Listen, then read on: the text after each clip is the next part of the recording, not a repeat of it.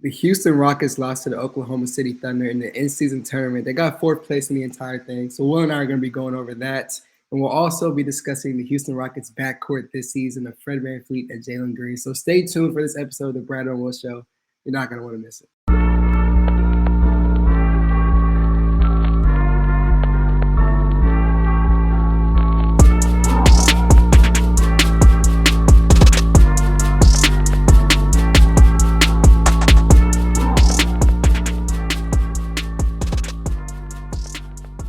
All right, and welcome back to the episode of the Bradeaux and Will Show. Today, like Brad said, we're going to be talking about the in-season tournament, the backcourt. We're actually going to break down some film today for the very first time on the show. So we got some interesting things lined up for you guys. Y'all have to bear with me too. I don't know if y'all can hear my voice. I'm a little sick today, so I might have to mute up so I don't start coughing or sneezing on the pod. But without further ado, Brad said it in the intro. The Houston Rockets. I didn't even know we got fourth was a thing. That was third or fourth, I guess. I misspoke, but yeah, they lost in the finals. Yeah, I didn't know that was. I mean, yeah, we didn't make it to the finals. And before we kind of jump into like what went wrong and all that, I want to say that I'm super duper proud of the team for just making it that far in the first place. I think that we get so caught up in like the fact that we are pretty good that we forget like teams usually aren't this good and are on these stages when they're this young, right? You look at all time through history of teams that have tried rebuilding, and like some of them just don't go like flat out go right. Like we've seen teams have to rebuild rebuilds. We've seen teams get stuck in purgatory for like multiple years after like blowing up a championship contending roster. And not only have the Rockets like we blew it up successfully, we're on the come up. I'm not gonna say that we've necessarily arrived just yet. Like we still have a lot of work to do in terms of putting ourselves in a position to win a championship. But just to even be like we're gonna make the playoffs this year, knock on wood, barring anything major happening, we should be a playoff team this year. And like I said, go look at history. Go look at how many teams at this stage of their rebuilds with this many young guys on their roster, how many of those teams, have made it as far as we have. And we're just getting started. So like proud of the team for making it this far. We lost to a really good OKC team. They're probably the best team in the league this season. Kind of it happens. It is what it is. I'll let Brad go, and then we can kind of break down some of the things I thought I saw that went wrong with the Thunder. I mean, not with the Thunder, with the Rockets against the Thunder. Yeah, so you know me, I'll always lead off with the positives. For the Rockets to that win they had against Golden State was amazing.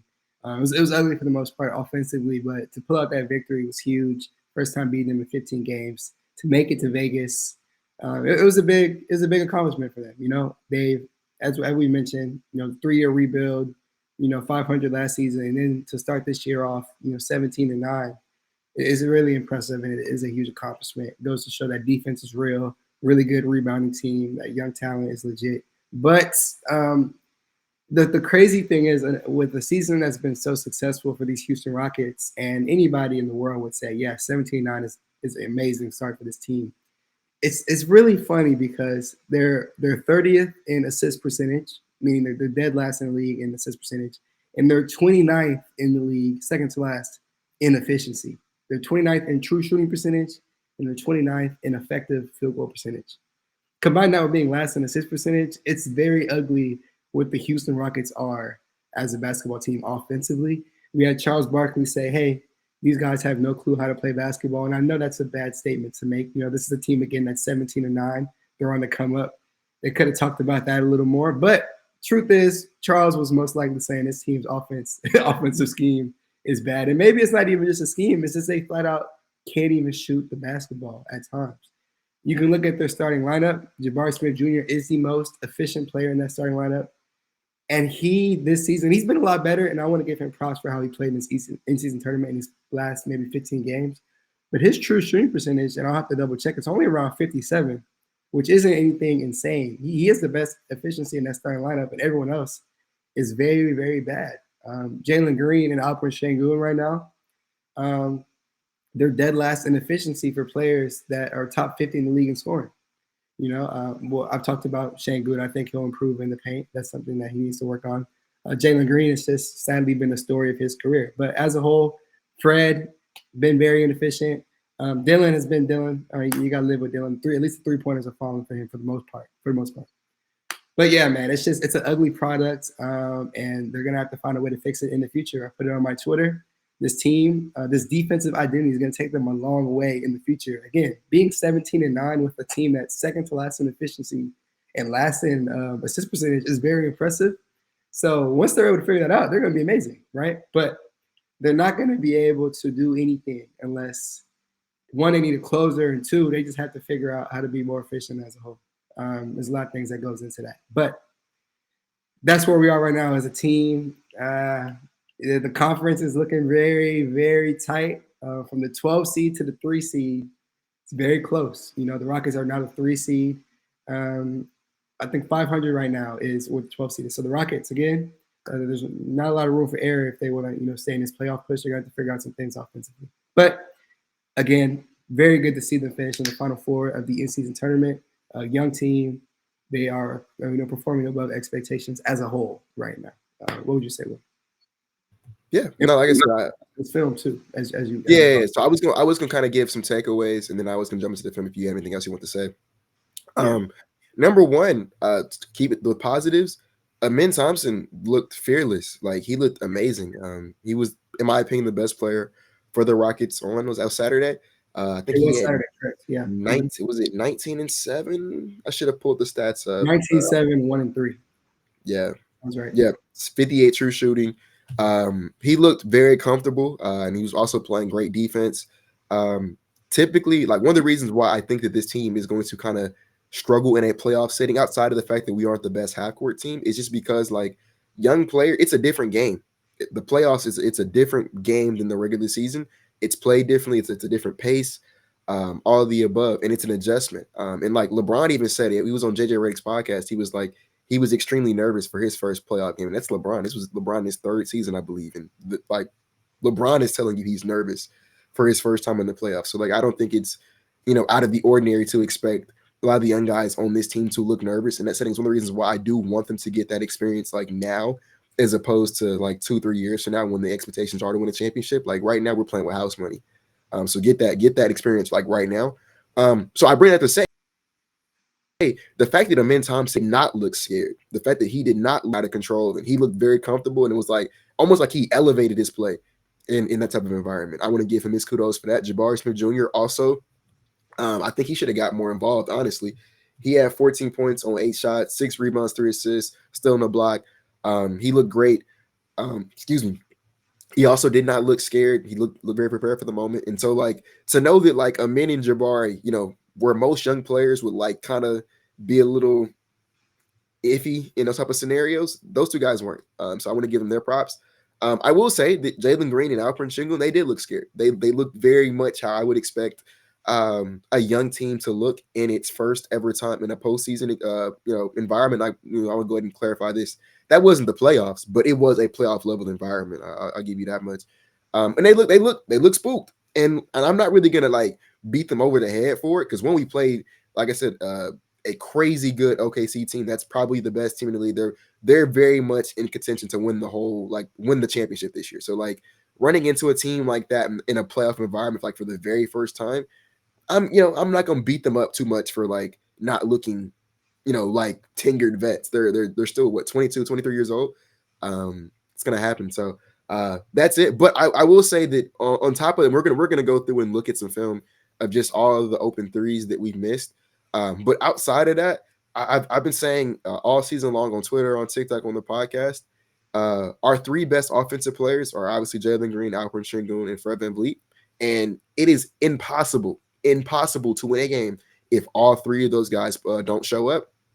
If one of those guys shows up, we have a chance to win. If 2 of them show up, we're probably gonna win. And if all 3 of them show up, like, we can't lose. But if none of them show up, yeah, like, you just can't win. And unfortunately, to kind of briefly run down Fred, I do think his box score looks a lot worse than how he actually played. But even then, 3 of 15 from the field, 8 points, 25 true shooting. That's obviously terrible. Sengun, 13 points, 16 from the field, 40 true shooting. That's obviously terrible. And then Jaylen Green, 12 points, 5 of 14 from the field, 1 of 8 from 3, 42 true shooting. Like, yeah, like, if the highest true shooting between those 2 guys or 3 guys was 42 true shooting, like, you're not gonna win, especially against a good Oklahoma City Thunder team that, like, specializes. Yeah, it's impossible. You're just not gonna win. And so I do think that it speaks volume. Like the final score, I think we lost by, was it 15 points? I do think that like the actual like the score was a lot closer than what the final score says. We were in the game until like the final 5 minutes, and like that's when we kind of relinquished it. So the fact that we were that inefficient and struggled that hard offensively, and we were still able to compete like toe to toe with what's very much going to be a contender. This like probably the team is going to win it all. If not Boston, it's probably going to be OKC. Like we were able to go toe to toe with them with all of our flaws, with all three of our offensive players having off nights. We're still extremely young and inexperienced. Like to me, yeah, you hate losing, and you would have loved to win that game and go on to the finals and beat our rivals in OKC. But at the same time, it's like I'm honestly more encouraged than anything that we looked the way that we looked, and it's like I can identify. Like I would be more concerned if we played our best basketball and just lost. It's like all right, like you know what I'm saying. But the fact that we went toe to toe and lost, and it's like we did. There are several areas that we could improve at. Like very clearly, we can improve at. I'm encouraged because that just means the best is in front of us still, and we're already really good. So, yeah, it's some negatives but some positives. But I don't know. That's all I have to say before we kind of jump into the film. I don't know if you want anything, Brad. I wanted to add more on Jabari Smith Jr. I thought he did play, as you mentioned, really well in that game against Oklahoma City. In the past, people have said, he's played very soft, and I thought he was playing very strong in that last game. He was going up, blocking shots as he's been in the past 15 games. Those block numbers are way up, and I really enjoyed not only him taking those threes with confidence, but he's attacking the rim a lot more confidently. He went for that jam. And I forget who it was that blocked the shot, but no, they got all wrists. But him just Hartenstein, yeah, him going at Hartenstein. I think Barre is one of those guys you need in a championship run. He played with that kind of energy, and he looks like one of those guys that need to stick around. Like him and the men, I've got a man already. I already knew he was one of those guys, but Jabari, he's looking like one of those guys for sure. He's been playing amazing. I just had to give him his props. But yeah, we can dive into that film. Okay, to preface the film, I went through maybe about an hour ago. I looked at every missed three that the Houston Rockets had against the Thunder on Saturday because I've been seeing like this has been the narrative all year, and y'all know I've said I'm on record saying we need an offensive coordinator. Like I'm not trying to say that our offense is perfect and that there's no like Ime Udoka doesn't hold any blame for how our offense looks at times. But what I am tired of seeing is it's 100% Ime's fault. It's 100% Fred's fault. It's 100% this person's fault. We don't have to think piece it. We don't have to come up with like a grand explanation for it. The reason that we lost on Saturday, outside of just our three best players looking as bad as they did, and one of the reasons why we struggle in the half court set as much as we do this season is because we cannot shoot. And you know what I'm saying? Like I've been saying it all season long. Like, could we run better sets? Could we run better plays? Could there be or more focus or like more scheme involved? Absolutely. But does that matter if we're generating open looks and missing them anyways? The whole point, I say it all the time, the whole point of running a play, the whole point of operating out of a set is to generate a good look. And that's what we do. We do that already. We just don't make them. So, like, I don't really care, like, what play we run. We get open looks, right? People say, well, if we had, a different point guard, it would look different. And y'all know I'm not a huge Fred VanVleet guy. I wanted James Harden. I have a video on my TikTok detailing every issue with Fred VanVleet as a point guard. I'm not trying to say that he's a great point guard. He's very limited, and he's one of the issues with this team. We're going to talk about that in a second. But to say that everything is his problem, like you could put prime Chris Paul on his team. It won't matter if we can't make open threes. And before I jump into the film, I have numbers to back it up as well. So not only do I have film, I have numbers. And you can't argue with numbers and film. Where is it at? Give me 1 second. I should have pulled this up as well. Okay, here we go. So we are 18th in the league in generating open threes, which like 18th is still below middle of the pack, but like that's especially considering how young we are and the fact that we don't have a LaMelo, we don't have a Halliburton, we don't have a Luka, we have Fred VanVleet. Like that's okay. Contextualize that we're young and don't have a real like floor general out there. 18, like that's cool. Despite being generating the 18th most open threes in the league, we convert them at a 33% clip, which is 27th in the league. That's the issue, right? Like we don't have to think any further. We don't have to come up with a million like reasons and excuses and it's this person's fault, it's that person's. No, bro, it's the fact that we have assembled a roster full of guys who can't shoot, right? Like now, and we knew we knew that a lot of these guys like Dylan, Amen, Tari, like those guys are the hard-nosed workers on defense. They're not really here to space the floor. It does not help when Jaylen Green and Fred VanVleet are not making threes, because that's kind of what's expected, is for them to kind of lead the offense. But yeah, so when they're not making threes, and then obviously Amen and Tari, they're not really out here to shoot threes. Dylan's up and down, even though he actually is shooting a pretty decent percentage from three this year.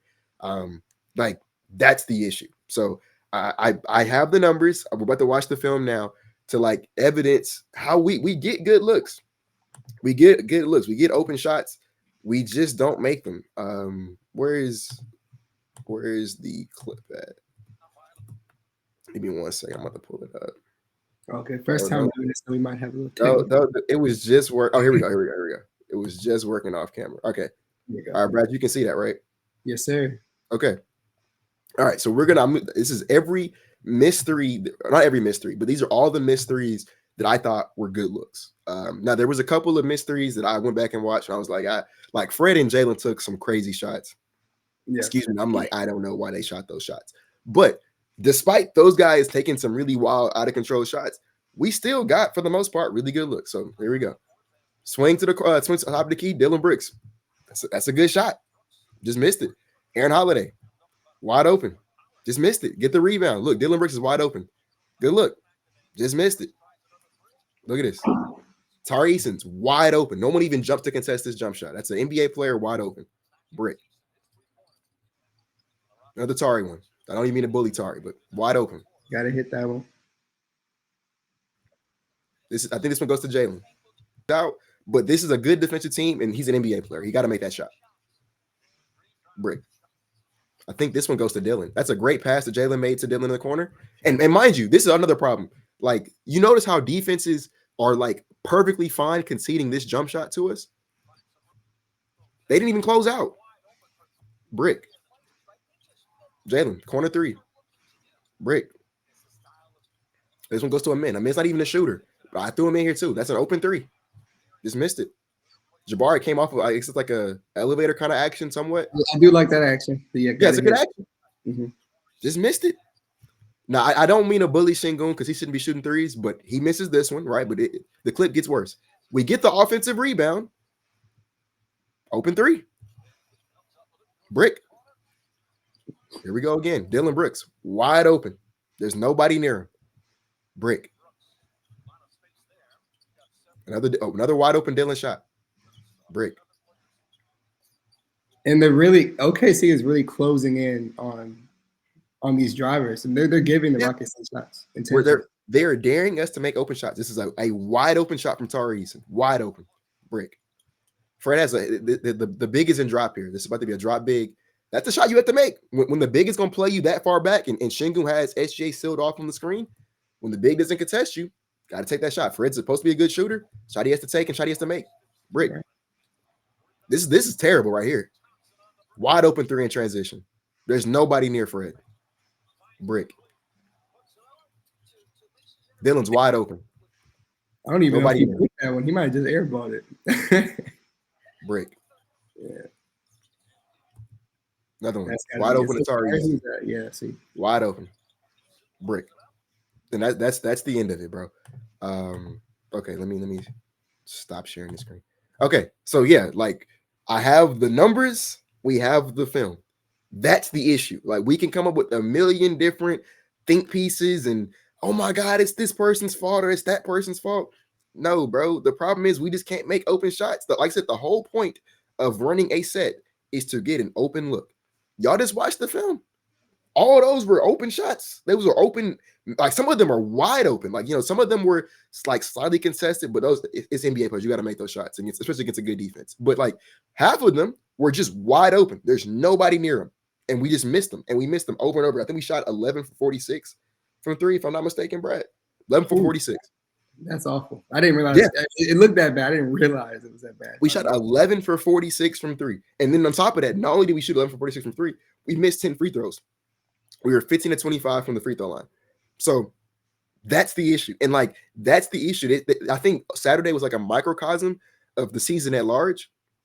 The reason the offense looks as bad as it does is because we just can't make open threes. Defenses are perfectly fine conceding an open shot to us because they know we can't make them. The scouting report is out. The scouting report is do not let Şengün beat you down low, trap the ball handlers, do whatever you got to do, but let those guys on the wings in the corner, let them shoot because they can't make them. And that's what happens. And so, like, I do want to say, like, I'm not mad because we are 17-9. We're a young team, and it's something that can be addressed in terms of trades and whatnot in the offseason. Like, I'm not stressed about it at all. But it does piss me off when I load up Twitter and I see people saying, oh, it's Ime's fault. It's this person. It's Fred's fault. No, it's not. You can't win NBA games in 2024 if you cannot make open threes. And here's the last thing I'll say. I'm talking about, I'll pass off to Brad. Another thing, too, is I've seen people say, well, Will, we should just get in transition more, and that'll mitigate it. And yes, that is true. Although I think I saw somebody tell me today that we're actually second in transition points, but I could be wrong on that. But yes, you are right. We could definitely get out of transition more. And one thing that Fred VanVleet does that I do not like is our point guard. He slows us down. I've said that multiple times. I don't like that. But here's what my rebuttal to that is, especially in a playoff environment against a team like OKC that's really good, has a really good defense, and they can score on us in the half-court set. When you get to the playoffs, bro, you can't run the whole time. The playoffs is slow. It's literally called a slow down paced environment. You have to be able to execute in the half-court set. So we can't run the whole game. There's no team in the NBA that wins a championship or has success in the postseason by just running the entire time. That's not going to work. You know what I'm saying? Like, you're eventually going to operate out of a half-court set, and we cannot do that right now. And the biggest reason why is because we can't shoot. And so, taking Fred out the game and giving us, I don't know, prime John Wall, because John Wall could run. Giving us prime John Wall, does it make us better? Yes. Does it, do we get more transition opportunities? Yes. Would we still lose in games like that where we can't make open shots because defenses are leaving us wide open? Yes, we would still lose. So, you know what I'm saying? We got to stop making excuses. We got to come up with these think pieces. I think it's as simple as the fact that we just can't punish defenses for leaving us open. But yeah, I've been talking a lot. I'll let Brad take over. And yeah, for what Will was saying, it's the reason why the Rockets drafted Reed Shepard this year. And you got to draft the generational shooter. He's been struggling too. Yeah. And when I say generational shooter, I'm going off of his college numbers, not as a whole. But you drafting the guy who put up generational college numbers from three, because the Rockets have these struggles from 3-point line. There's been an issue, this entire rebuild. This team that can't really shoot. I mean, you have a young core of guys who really can't shoot the basketball like that. I mean, for the most part, Tari has been, above expectations. He was drafted as a non-shooter kind of, but he's been slumping recently, and that's why you see these defenses not really respecting him anymore. You're gonna have to live with that because Tari Easton's a guy you really want long term. Same with Ben Thompson. You're gonna have to live with that because that's a guy you want long term. He's working on it. Corner three looks better, but it's unacceptable from a guy like Jaylen Green who needs to be shooting the ball a lot better. Şengün again wasn't drafted to be a shooter. So yeah, you're bringing in a guy like Reed to help him out from three. He's not necessarily ready right now, so it just looks ugly as a whole from the Rockets from the 3-point line. So that is a huge issue. And Will showing this clip is really what defenses are going to start doing to the Houston Rockets. They're going to start giving them these open looks because, again, they're one of the most inefficient teams in the NBA, and they're just not hitting open looks. So it is an issue, and that needs to be fixed. But again, what is the solution, or what can Ime Udoka necessarily do? As Will mentioned, they do need to get out and run more in transition. Don't slow the ball down as much. But at the end of the day, you can't run away from not having a half-court offense or being efficient in a half-court setting, because in the playoffs, that's what makes or breaks NBA team. What's going to happen when the game slows down.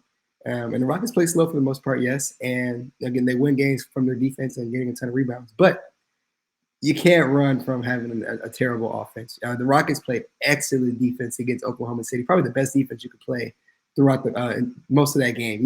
OKC's going to get off. SGA really didn't even kill. I know statistically, he did. I know that's how true shooting works. Yeah. But he was 8 for 21 from the field. And he just has the best whistle in the entire league. So he gets the free throw line if you look at him the wrong way. But we played SGA as best as you could humanly do. Right. Our defense was fine. Yeah, the defense was amazing. And again, that's why I said this team has an amazing future, because they're going to have that defensive identity. It's not going to go anywhere. But at the end of the day, again, that half-court offense, man, it's just bad. And the shooting is bad. And it needs to improve. So again, I'm praying on Reed Shepard developing this season. That's going to be something that helps. They need any sort of really good shooting that spaces out the floor because, again, it's ugly and it's hard to do anything when defense start collapsing on everything. So that's what I had to say about that. It was a good point brought up by Will, and it's really needed to be discussed. Hopefully, the Rockets can fix it. I'll say this, and then we can kind of go to the next topic. On, I think it also was Saturday, the Brooklyn Nets just practically gave away Dennis Schroeder for free to the Golden State Warriors. I don't know what they're going to be asking for, but Cam Johnson is a 6'8" sniper who is very scalable. He can play multiple positions. He can come off your bench. He can start for you. He's on a good contract. If they just give away players for free or for like less than what they're worth, or even if they're not, like I know they're about to have a fire sale. Cam Johnson is some of the one of the guys, one of the biggest guys on the market actually. That's not like a superstar name like a Devin Booker, like a De'Aaron Fox, who I would go call and check in on. I would see what his availability is, and if he's available, which I think he is. What do y'all want for him? Because he makes a lot of sense for me. I think you could acquire him without dipping into your core players. I think you have the salary needed in terms of like Jayshawn Tate, Jeff Green, Aaron Holiday, Steven Adams. I don't know if I said Jock Landale already, but between those guys, that's a bunch of salary right there you can just kind of throw in trades. It's inconsequential. And then we have a bunch of draft picks, So like I said, I don't know what they're asking for. If the asking price is like a first and like 2 seconds, that's probably the highest I would go for it. And I probably would do it like a late first 2 seconds. I probably would pay that price. Let's say he can slide in, he can start for us, he can come off your bench. He can play like 3, maybe even 4 different positions. Yeah, I would love Cam Johnson. I think he would help a lot with our inability to make open threes, and he's still somewhat young. He can be on this team past this season as well. So yeah, that's I want to throw that out there as well. If you don't have any else you want to add, Brad, we can go to the next topic. Yeah, I'll say this really quick on the Cam Johnson thing. The Rockets still do have that 2027 Nets pick, so it's something to discuss there for sure. I didn't even think about that. Yeah, they would want that too. I didn't even think about that. They definitely would want that. So, yeah, that's a fit right there. I mean, immediate solution to the shooting issue that Houston has, and again, he's a good defender as well. So, yeah, I would not mind that as well. And I'm sure Will might throw this on the TL now that he's realizing that. I did not know. No, I'm looking up his numbers. So yeah, he's at Jesus Christ, it's better than what I thought they were. I'm gonna round down here. 19 points, 4 rebounds, a block, 48% from the field, 43% from 3, 90% from free throw, 65 true shooting. And then he shoots 65 true shooting is, and he's shooting, bro. It gets crazier. That 43% from 3 is on 8 attempts a night. Yeah, no, bring him in. Yeah, see what they're asking for. And let me see, because I think he's like 27. He's 28. Okay, yeah, he's 28. And then I know his contract is pretty reasonable. Mm-hmm. Yeah, so he's making 22, about I'll round up 23 million this year. He'll make 21 million next year, and then 23 the year after that. So you'd have him under contract for 3 years if you were to acquire him, or 2.5 if you get him at the deadline. And that's a bargain contract for that player. Re-sign him, keep him in Houston long term. I didn't even peep the 27 because that pick would have a lot more value to them than it would to anybody else in the league. Right. I ain't gonna lie, bring him home, man. Somebody find the trade machine, bring Cam Johnson home. But yeah, that's all I had to say about that. We can be ready to move on to the next topic. Yeah, so we asked the field on Twitter, what they wanted us to discuss. So we had a few people, someone said, what's next for JG? I won't say someone. I'll give a shout out to my guy Prison B, Rockets 24/7, and then we had Jax who said the Fred VanVleet situation. So we've been discussing it, and the Rockets starting backcourt it's been an issue for the most part. Fred positives, of course. We know what Fred does. He limits the turnovers, gets the guys in the sets. Defense is manageable for the most part. You do have some teams who understand he's undersized and will take advantage of that mismatch, like Golden State when they're trying to get that switch and attack the rack. But for the most part, Fred is a good defender. I'll give him that. And again, he's very good at keeping the Rockets in their sets, getting the ball to Şengün, limiting turnovers. Yes. But yes, shot selection at times is terrible. And I mean, if we want to go by the numbers, this is very bad. It's very bad. And I probably should have took a screenshot And we could have took a screenshot of Jaylen Green's shot chart too, because I want to talk about both of those guys. But I mean, their shot charts are just very bad. I can pull it up for you if you want. Very, very, very inefficient. Well, if you want to discuss something real quick, I want to screenshot both of those and put them on. Oh, I was gonna pull it up for you while you were talking. Yeah. Because I mean, it's hard to win games again. The entire starting lineup is inefficient outside of Barry right now, but it's hard to win when you got you're starting backcourt taking all these threes, missing a bunch of threes, and just being outright inefficient as a whole. It has to improve from Fred. Last year, he was around 57 true shooting percentage. The three ball was pretty good as well. I want to say it was 37%. That's something that was manageable. Fred looked really good last year. I thought Fred played amazing last season. This year, it's just been bad. It's been bad, and he's not really adjusting his game at all. He's just going to take those shots regardless of how he's shooting from the field on any given night, and it kills the Rockets from time. And again, he's a guy. He is on the team option. Our question was the Fred VanVleet situation. I'll say this about Fred. He's a guy they may keep long term, but I'll tell you this right now. I'm starting to mint Thompson over him next season from the get-go. And I know those people wants to start, mint right now. I know they're not even going to change the starting lineup, so I won't mention it. But next year, I'm starting to mint from the get-go. And if you want to bring Fred off the bench, definitely do that. But it is an issue that he is that inefficient from the field. It's really bad. His last 3 games combined, he's got like a 24 true shooting percentage. Like 24 is god-awful. So that's an issue. Jaylen Green, again, we've been talking about Jaylen Green on the show, and I've been saying this. I want him to succeed. I want him to be a long-term Rocket. That's the end goal when we drafted him. But I mean, if he's going to be this bad and this inefficient from the field, it's a talking point. We gotta see what the upgrades are. But as of right now, and I was sad to say he did look timid and scared in that game against Oklahoma City. It's just a tough combination. And shout out to NBA University. He put it on Twitter today. Very good page. Follow him. He posted Jaylen Green shot chart today, and the shot chart is modeled to where I don't know if Will has it by any chance. But okay, so which shot do you want? Let's go with Jaylen Green. We'll go back to Fred. Jaylen's okay. This is Jaylen's. Yeah. So Jaylen Green, if it's showing as red, that means it's below league average efficiency. So on above the break threes, he's shooting 31%. That's 4% lower than the league average efficiency. Mid-range, he's shooting 23.6%. That is 18% lower than league average efficiency.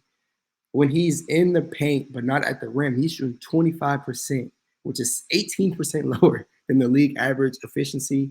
At the rim, 69%, which is solid. It's not excellent, but it's really good for a guard. I'm not mad at that. He's around 3% above the league average efficiency. But outside of that, if he's not in that, and I can't tell you that's the left corner. Let's say it's the left corner. Really good shooting in the left corner. Right corner hasn't made a shot. Look at this entire shot chart. You can't really win games when the guy who's leading the team in shots is just inefficient. He has no in-between game. And as we pointed out on the film, these teams are going to pack the paint against Houston. So Jaylen at times has to rely on this in-between game. And it's just non-existent right now. It's the definition of non-existent. And if you're going to be shooting 31% on above the break threes, that might as well be non-existent as well. Defenses are going to live with that. So nothing is really working for the kid right now.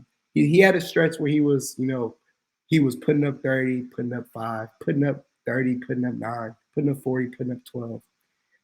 It's got to come together quicker. Shout out to Mike Hill.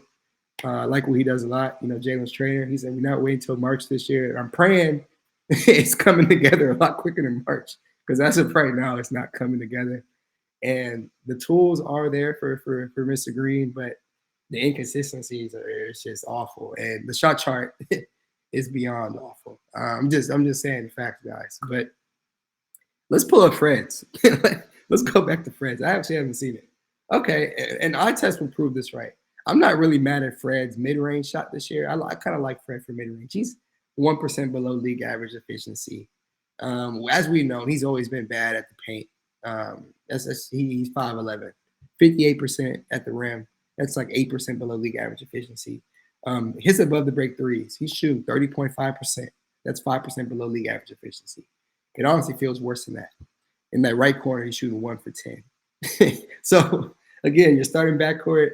They're not really making those pull-up threes from the top of the key when the defense is playing drop. And that's something you got to make the defense pay on, both of those guys. That's heavy in their shot diet, and they're not capitalizing on it. So it's really tough to win games again when that is a huge issue. And again, the defense has been winning the Rockets a ton of games, but you can't run from the half-court offense and you start backcourt being this damn inefficient. And I've been talking for a minute, but these two visuals, I hope it shows the picture for a lot of people who really haven't been watching the team or trying to see what's going on with these two guys. I mean, just look at it right here. Scouting reports are going to see this, and they're going to, act accordingly. And that's the main story. I'll kick it to Will. All right, excuse me, because like I said, I'm under the weather. With Jaylen, I guess we can pull the shot charge now. Actually, I'll start with Fred. I think Fred's a bit easier to talk about. Go ahead. One, Fred to me was never the long-term solution at point guard. So as crazy as it sounds, the bar for him is a little bit lower because I don't really. He's not gonna be starting point guard.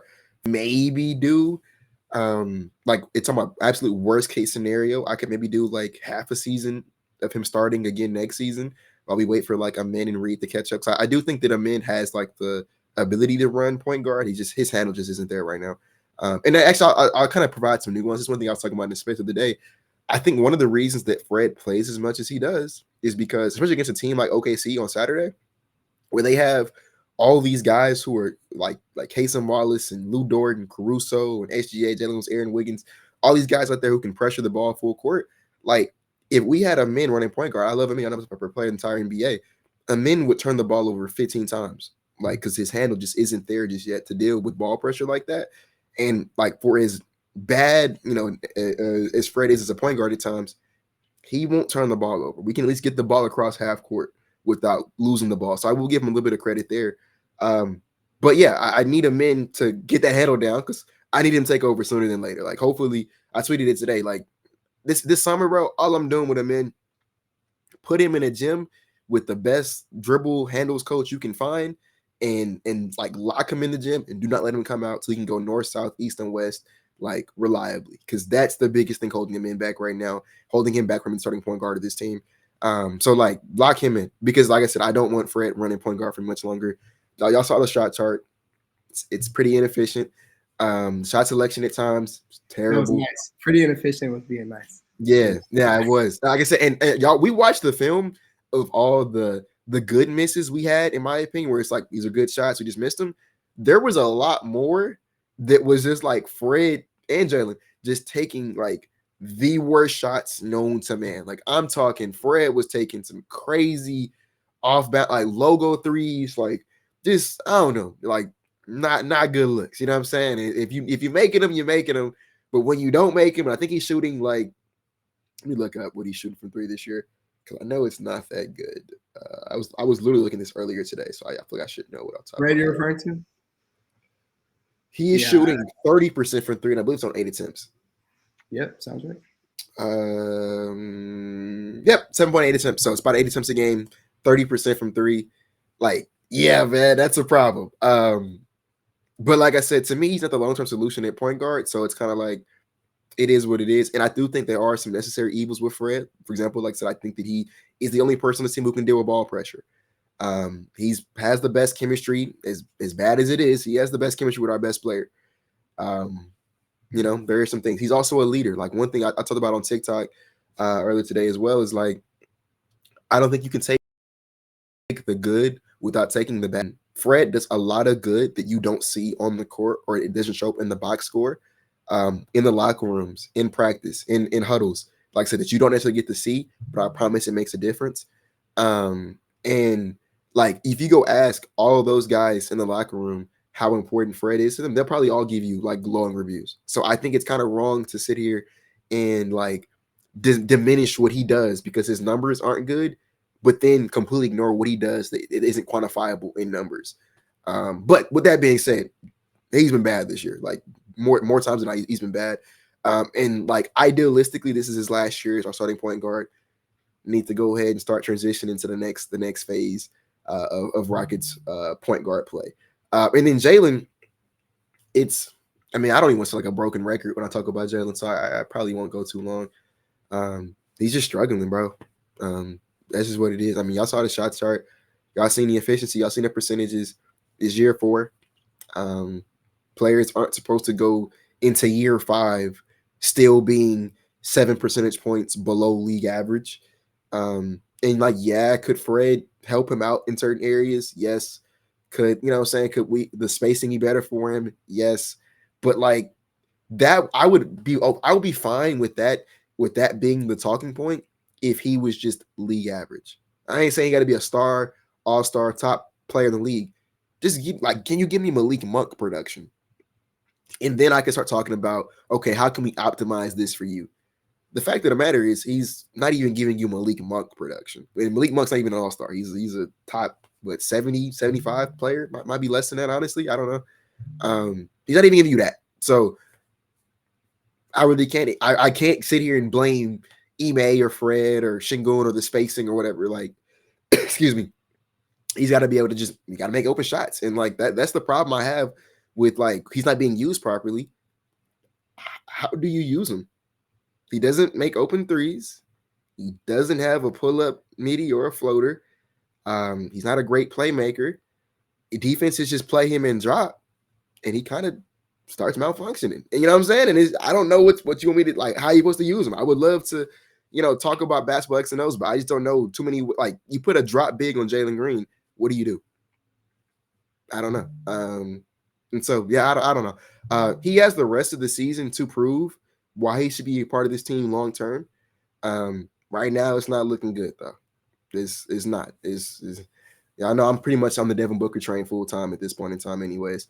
But I would love to be wrong. I would love for him to turn it around. I would love for him to figure it out and make it work in a Rockets uniform. But like I said, I really can't say much that hasn't already been said about him. I mean, you were talking about a men starting.